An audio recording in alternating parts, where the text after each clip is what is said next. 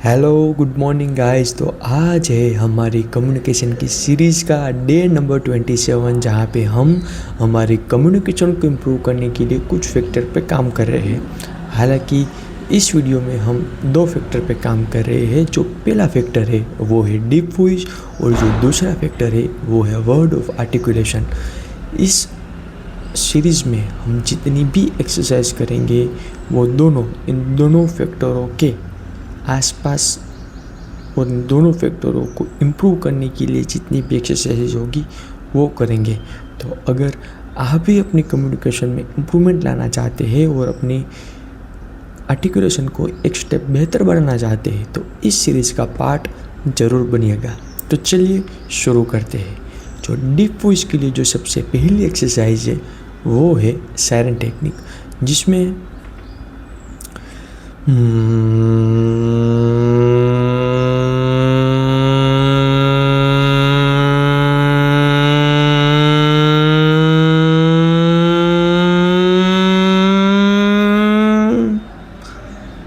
इस टेक्निक को हमें 5 बार रिपीट करना है।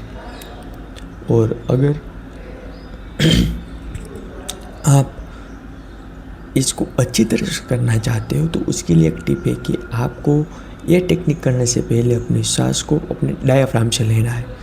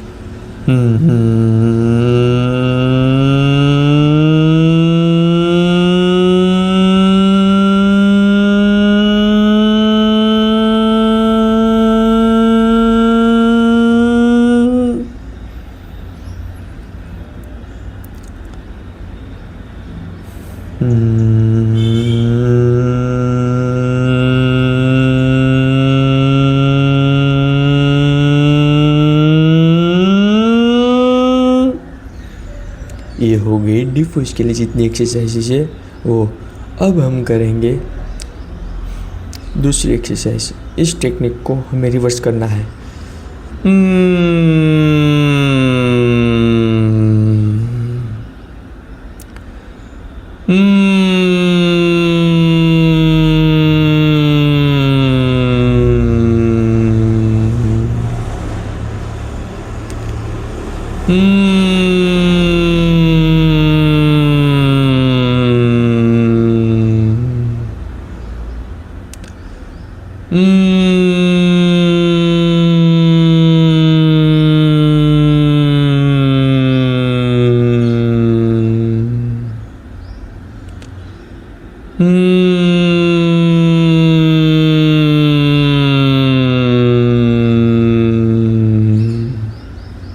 ये हो गई दूसरी एक्सरसाइज जो कि है डीप वॉइस के लिए। अब जो तीसरी एक्सरसाइज है उसमें हम करेंगे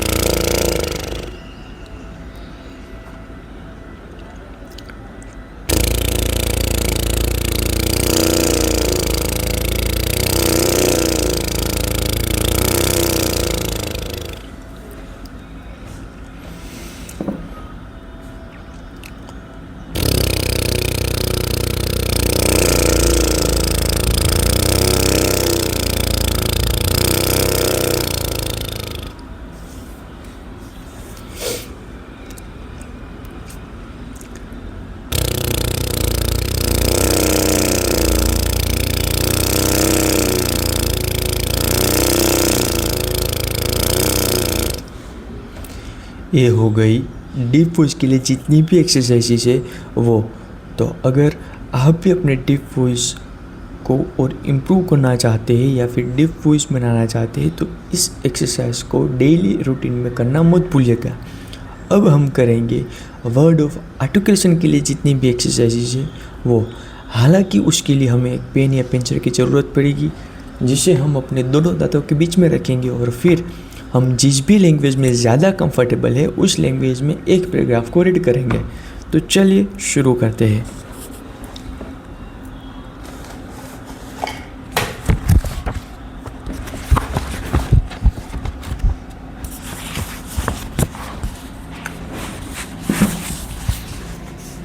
विषय एवं तैयारी। क्षमता के हिसाब से विषय का चुनाव कीजिए। विषय पर बारीकी से विचार कीजिए। ध्यान दीजिए कि किस विचार को कितना विस्तार देना चाहिए। वजन उठाने से पहले अवश्य जांच लेना चाहिए कि कंधे कितना बोझ उठा सकते हैं। जीवन भर से भरे इस दिन को देखिए। जीवन से खिलता हुआ दिन। इस छोटे से दिन में अस्तित्व की सभी विविधताएं एवं हकीकत, विकास की खुशी, मेहनत का यश और सौंदर्य का वैभव शामिल है। गुजरा हुआ कल अब एक सपना है और आने वाला कल एक उम्मीद है, लेकिन आज एक हकीकत है। इसे जिंदा दिली से जियो। कल के अधूरे सपने को पूरा करो। आने वाले कल की उम्मीद को साकार करने की तैयारी करो। आज का स्वागत करो। हर सुबह का अभिनंदन कुछ ऐसा ही हो। पिछले अध्याय में विचार एवं सुरक्षित शक्ति के प्रभाव का महत्व समझा गया था। याद रखें, विचारों को जन्म देने के लिए तैयारी के महत्व को नज़रअंदाज नहीं किया जा सकता। तैयारी चाहे किसी महान पुस्तक और लेख के आधार पर की जाए या फिर स्वयं के विचारों के आधार पर, तैयारी अवश्य ही की जानी चाहिए। याद रहे कि भाषण के लिए की गई तैयारी में जीवन से जुड़े सत्य और अनुभवों का प्रयोग जरूर जाना चाहिए, लेकिन जीवन के सत्य और अनुभव का प्रयोग विषय के मुताबिक होना चाहिए, नहीं तो भ्रम की स्थिति पैदा हो सकती है। भाषण में दी जाने वाली जानकारी या तो किसी तथ्य से प्रेरित होती है या तथ्यों के समूह से। सुव्यवस्थित जानकारी को ही ज्ञान कहा जाता है। तथ्यों के क्रम और सुव्यवस्था के ज्ञान का आभास होता है। अति महत्वपूर्ण है कि भाषण तैयार करने से पहले अपनी योग्यता और क्षमताओं को संदेश का रूप देते समय तथ्यों की सत्यता की बारीकी से जांच करें। तथ्यों के क्रम को संयोजित करें और महत्वहीन हिस्से को भाषण में जगह न दें। अपने भाषण को एक वक्ता के तौर पर सुने। भाषण के महत्व को वक्ता के रूप में देखें और वक्ता के तौर पर ही पुस्तकों, साक्ष्यों, दृश्य और स्वर का चयन करें। वक्ता का जो जीवन में रोज़मर्रा की गतिविधियों से सीखने, सबक लेने और ज्ञान बढ़ाने की अवसर मिलते रहे है, वक्ता के जीवन का यह सबसे आकर्षण पहलू होता है। वक्ता की सतर्क निगाहें निरंतर तथ्य, उदाहरण और विचारों की खोज में व्यस्त रहती है। वक्ता के जीवन का सही अनुभव मंच पर रंग जमा देता है। इस तरह से आपको अपने आर्टिकुलेशन को बेहतर करने के लिए इस तरीके से एक पैराग्राफ को रीड करना है।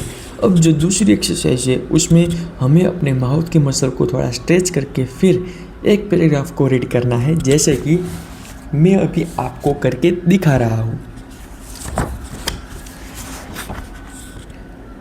तैयारी के दौरान समय का सही उपयोग।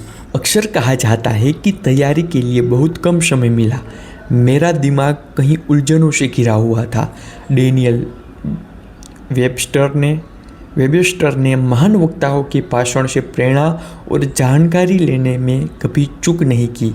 युवा अवस्था में एक सिलाई कारखाने में काम करते वक्त डेनियल अक्सर एक हाथ में पुस्तक रखते थे और मौका मिलते ही कुछ पन्ने पढ़ लेते थे।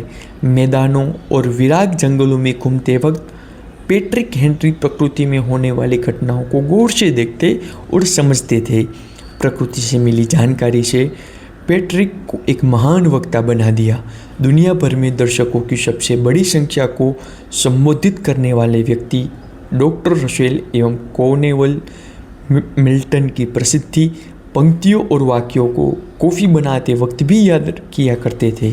लेकिन आज के दौर में यदि वेबस्टर एक हाथ में पुस्तक रखकर कारखाने पहुंच जाए तो नौकरी से हाथ धोना पड़ेगा और जंगलों में घूमते पैट्रिक को अकेले घर से निकलने की सजा दी जाएगी। लेकिन सच्चाई को झुठलाया नहीं जा सकता।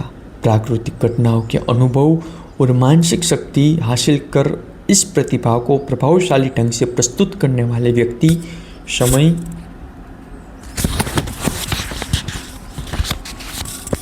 आने पर आरक्षित ऊर्जा से दर्शकों को वशीभूत करने में कामयाब होते हैं।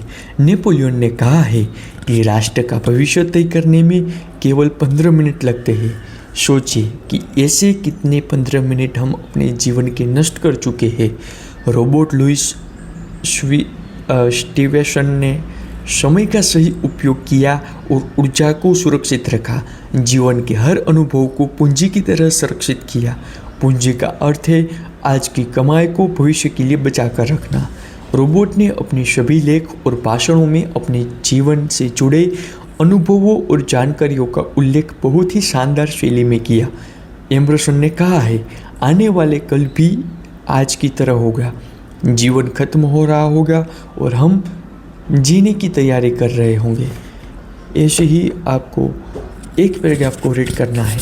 तो अगर इस तरीके से आप डेली लाइफ में कुछ ना कुछ चीज़ें अपने कम्युनिकेशन के ऊपर वर्कआउट कर रहे हैं तो डेफिनेटली कुछ टाइम बाद आपकी भी आवाज़ में काफ़ी ज़्यादा इम्प्रूवमेंट होगी। तो अगर आप भी अपनी कम्युनिकेशन को एक स्टेप बेहतर बनाना चाहते हैं तो मेरी इस सीरीज़ के साथ जुड़िएगा, क्योंकि ये सीरीज़ तब तक चलती रहेगी जब तक कि हम हमारे कम्युनिकेशन में काफ़ी ज़्यादा इम्प्रूवमेंट ना ला सके। और उसके लिए हम जितनी भी एक्सरसाइज करेंगे, जो भी डेली रूटीन होगा, उसी को हम रिकॉर्ड करेंगे और यूट्यूब पे डालेंगे। इस सीरीज़ में हम कोई भी जात का एडिटिंग नहीं करेंगे, लेकिन सिर्फ और सिर्फ प्रैक्टिस पे ध्यान देंगे और इम्प्रूवमेंट पे ध्यान देंगे। तो अगर आप भी अभी तक इस सीरीज़ में पार्ट नहीं बने हो तो मेरे चैनल को अभी के अभी सब्सक्राइब कर लीजिए। तब तक के लिए मिलते अगली वीडियो में। जय हिंद, वंदे मातरम।